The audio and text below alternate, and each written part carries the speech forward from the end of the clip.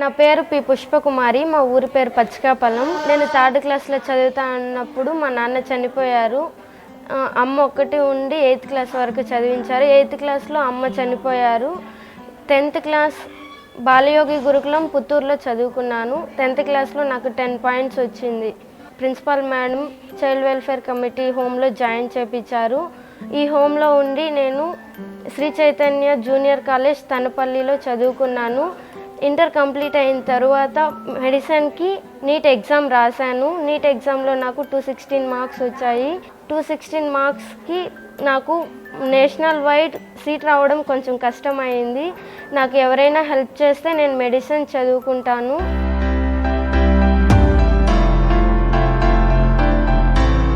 నేను డాక్టర్ అయ్యి 10 మందికి హెల్ప్ చేయాలన్నదే నా ఎయిమ్. సో నీ అంబిషన్ ఇది చూసినప్పుడంతా నీకు గుర్తు రావాలి. డాక్టర్ చదవాలి సార్. చదివిన తర్వాత హాస్పిటల్ పెట్టాలి సార్. హాస్పిటల్ పెట్టి ఫ్రీగా ట్రీట్మెంట్ చేయాలి. అమ్మ ఒడితో ఎంతోమంది బిడ్డలకి బంగారు భవిష్యత్తు ఇచ్చిన జగనన్న పుట్టినరోజుకి నేను మీ రోజా ఒక బిడ్డ బంగారు భవిష్యత్తుకి భరోసానిస్తూ ఆవిడ చదువుల బాధ్యత నేను తీసుకున్నాను.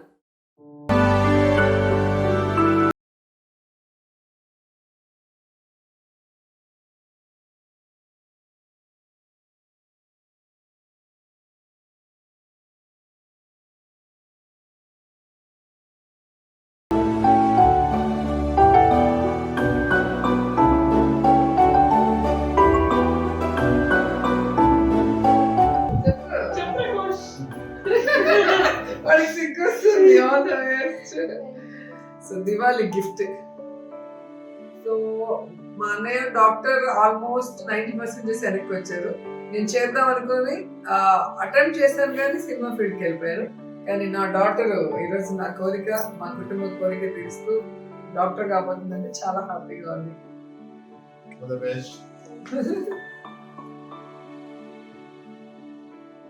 సహజంగా సమాజం నాకేం చేసింది అని కొంతమంది ఆలోచిస్తుంటారు.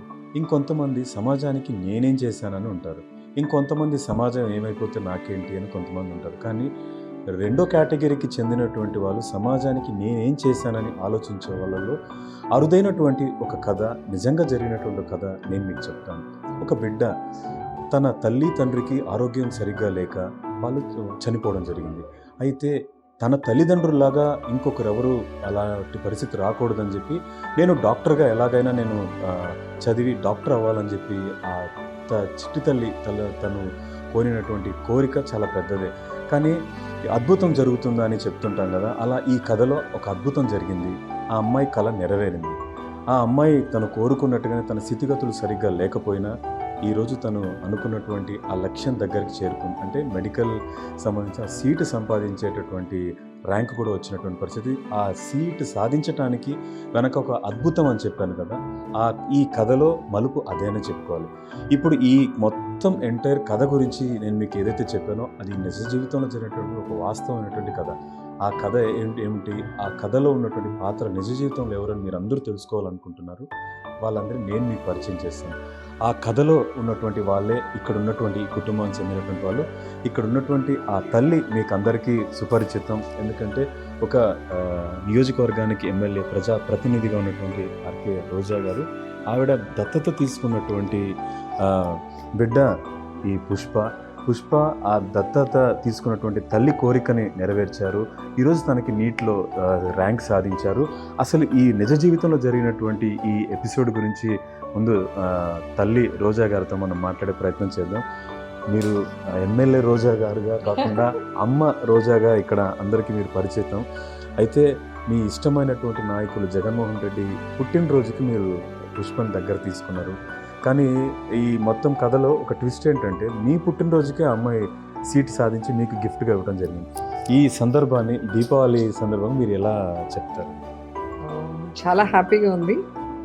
ఎందుకంటే పుష్ప లాంటి అమ్మాయిలు చాలామంది టాలెంటెడ్ ఉన్నా చదివించే వాళ్ళు లేక, లేదా వాళ్ళకి వెన్నుతట్టి నీలో ఈ టాలెంట్ ఉంది నువ్వు చేయగలవు అని చెప్పి ఎంకరేజ్ చేసేవాళ్ళు లేక చాలామంది అలా సైలెంట్గా ఉండిపోతున్నారు. సో నాకు జగన్మోహన్ రెడ్డి గారు అంటే చాలా ఇష్టం. సో ఆయన బర్త్డే రోజు ఒక పాపకి మనం లైఫ్ ఇద్దామని డిసైడ్ చేయటం, ఆ టైంలో పుష్ప నాకు దొరకడం నా అదృష్టం. అండ్ సిన్సియర్గా పుష్ప తన తల్లిదండ్రులకి మెడికల్ అసిస్టెన్స్ లేకపోవడం వల్ల చనిపోయారు కాబట్టి అలాంటి పరిస్థితి ఇంకెవరికి రాకూడదని తను గట్టిగా నమ్మింది. సో ఆ అమ్మాయి మొహంలో నాకు కనిపించింది ఖచ్చితంగా ఈ అమ్మాయి అనుకున్నది సాధిస్తుందని. సో నేనైతే నన్ను చాలామంది అడిగారు, ఎందుకు ఎగ్జామ్ వరకు మీరు అనుకుంటే ఎక్కడైనా సీట్ తీసి ఇచ్చేయచ్చు కదా అనేసి.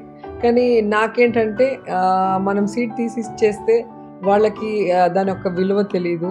అండ్ వాళ్ళకి వచ్చి ఎవరో మనకి ఇచ్చారు, మనం కష్టపడి తెచ్చుకోలేకపోయామే అనే ఒక గిల్టీ కాన్షియస్ ఉంటుంది. ఎందుకంటే అలా ఫైటింగ్ స్పిరిట్ ఉన్న వాళ్ళకి అది నచ్చదు. సో నాకు కానీ నా డాటర్ మాకు అందరికీ ఏంటంటే మాకు టాలెంట్ ఉంది అన్న నమ్మకం మాకుంది, మేము ఫైట్ చేసి గెలుచుకోగలమన్న నమ్మకం ఉంది. సో అమ్మాయికి అది ఉంది కాబట్టి ఒక ఛాన్స్ ఇద్దామని నేను ట్రై చేశాను. సో తను ఆ ఒక్క ఛాన్స్ని సద్వినియోగపరచుకొని కోచింగ్ ఇస్తే చక్కగా కోచింగ్ తీసుకొని ఈరోజు 89% నీట్లో సంపాదించింది అంటే ఇది మామూలు విషయం కాదు. సో తన కళే కాదు నా కళను కూడా నెరవేరుస్తుంది.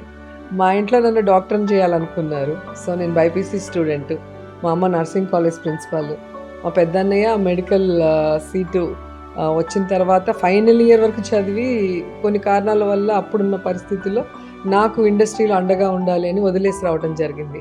సో మా అందరి కల అయిన మెడికల్స్ చదవాలి అన్నది ఈరోజు పుష్ప తీరుస్తుంది. చాలా సంతోషంగా అనిపిస్తుంది. అండ్ 1 year ముందు నేను తనని అడాప్ట్ చేసుకున్నాను మెడిసిన్ చదివించాలని. సో నా బర్త్డే రోజు 1 year తర్వాత కరెక్ట్గా తను కోచింగ్ తీసుకొని నాకు రిటర్న్ గిఫ్ట్ ఇచ్చింది. So thank you so much and God bless sir. తన లైఫ్ ఎప్పుడు హ్యాపీగా ఉండాలి. అండ్ మేమందరం కూడా తనకి ఎప్పుడు సపోర్టివ్గా ఉంటాం. తను చాలా టెన్షన్ పడింది మొన్న వినాయక చవితి రోజు వచ్చినప్పుడు. అంశు అయితే ఫుల్ కాన్ఫిడెంట్గా ఉంది, లేదు నువ్వు కొడతావు, నాకు నమ్మకం ఉంది, నువ్వు ధైర్యంగా రాయనింది. సో అంశు కూడా మంచి సపోర్ట్ ఇచ్చింది పుష్పకి. సో చాలా హ్యాపీ అనిపించింది. ఎందుకంటే నేను ఒక్కదాన్ని ఇష్టంగా తీసుకోవటం కాదు, ఇంట్లో వాళ్ళందరూ కూడా తనని కుటుంబ సభ్యురాలుగా మరి యాక్సెప్ట్ చేయటం అనేది పెద్ద విషయం. సో తను కూడా మా కుటుంబంలో కలిసిపోయింది. సో చాలా హ్యాపీగా ఉంది. తన లైఫ్ చాలా బాగుంటుందని నేను అనుకుంటున్నాను. నీ వల్ల ఇంకా చాలామంది బాగుంటే, అంటే నువ్వు వాళ్ళందరికీ సర్వీస్ చేసినప్పుడు నాకు గర్వంగా అనిపిస్తుంది. సో నేను సర్వీస్ చేయడం అంటే నాకు చాలా ఇష్టం. ఎందుకంటే మనకున్న దానికన్నా ఎక్కువ చేయకూడదు, మనకున్న దాంట్లో అందరికీ చేయడం అనేది మంచి విషయం. సో అలా మీరందరూ చేస్తే నాకు ఇష్టం. తను కూడా పిల్లల్ని అడాప్ట్ చేసుకొని చదివిస్తుంది అండ్ సర్వీస్ అంతా చేస్తుంది. సో అలాగే నువ్వు కూడా సర్వీస్ చేయాలని నేను అనుకుంటున్నా మెడిసిన్ చదివి. అంతా మమ్మీ చెప్పేసింది పెద్ద script. But I'm so happy. నాకు ఎప్పటి నుంచే ఉండేది అక్క కావాలని. గాడ్ ఇంత టాలెంటెడ్ అక్కనిచ్చాడు, ఇంత ఒబీడియంట్. అండ్ తను చూసినప్పుడే తను ఎప్పుడు గోల్ గురించి మాట్లాడుతుంది. ఐ థింక్ ఇలాంటి పీపుల్కి హెల్ప్ చేయడం వల్ల వాళ్ళు ఇంకా చాలామందికి హెల్ప్ చేస్తారు. And she more like my family. తను అట్లా ఫార్మల్ అని very fun. Okay, so I'm really very very happy that she got a national rank and she చేస్తుంది లైఫ్లో. చేస్తావు కదా?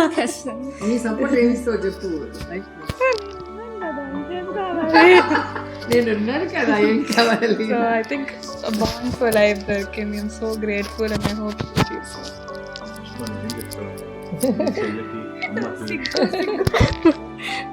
అమ్మ నాకు గాడ్ ఇచ్చిన గిఫ్ట్. లవ్ యూ మా. థ్యాంక్ యూ రమా గారు. Thank you so much. ఎప్పుడు ఉంటాం. నువ్వు మా గాడ్ ఇచ్చిన గిఫ్ట్, ఓకేనా? సో మేము ఎప్పుడు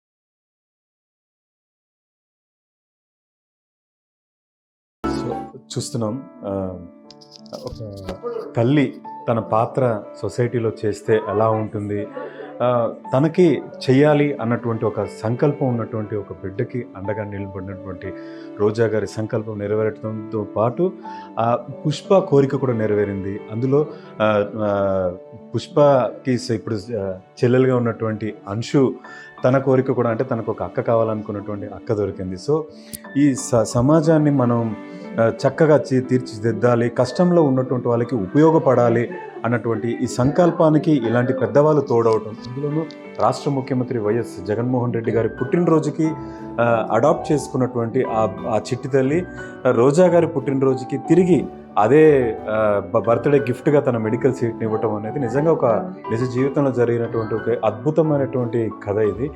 ఇలా సొసైటీలో వీళ్ళందరూ కూడా బాగుండాలి, ఈ బాగున్నటువంటి సమాజంలో మనం అందరూ కూడా ఉండాలని మనస్ఫూర్తిగా ఆశిద్దాం. సో మనం ఏదైనా మనస్ఫూర్తిగా ఒక మంచి పని చేస్తే ఆ రిజల్ట్స్ మనకి సంతృప్తినిచ్చే విధంగా మనకి తిరిగి వస్తాయనటానికి నేను అడాప్ట్ చేసుకున్న నా కూతురు పుష్పే నిజమైన నిదర్శనం అని కూడా చెప్పగలను. లాస్ట్ ఇయర్ జగన్మోహన్ రెడ్డి గారు నాకు చాలా ఇష్టమైన నా బ్రదర్ లాంటి వారు. సో ఆయన పుట్టినరోజు సందర్భంగా ఒక అమ్మాయికి లైఫ్ ఇవ్వాలనుకున్నాను. ఆ అమ్మాయి కోరిక ఏంటని తెలుసుకుంటే డాక్టర్ అవ్వాలనుకున్నారు. సో కోచింగ్ పంపిస్తే తన పట్టుదలతో మరి ర్యాంక్ సాధించి ఈరోజు నాకు రిటర్న్ గిఫ్ట్గా నా బర్త్డే రోజు తను మెడికల్ సీట్ తెచ్చుకోబోతుంది నీట్లో. అంటే నాకు చాలా చాలా సంతోషంగా ఉంది. సో సొసైటీ మనకి ఏమి ఇచ్చింది అని అడిగే కన్నా మనం సొసైటీకి ఏం చేసాం అనేది ప్రతి ఒక్కరూ ఆలోచిస్తే ఈ సొసైటీ బాగుంటుంది, అందరం కూడా బాగుంటాం.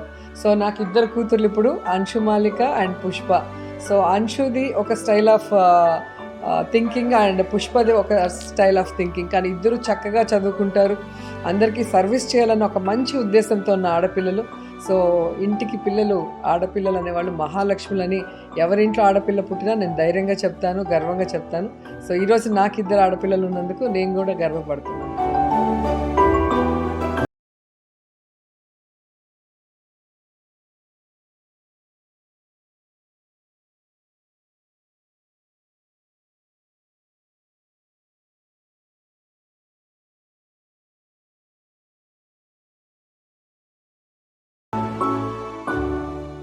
మీకు ఇష్టమైన వారి పుట్టినరోజుకి బొకేలు ఇస్తారా, లేక బిడ్డకి బంగారు భవిష్యత్తు ఇస్తారా?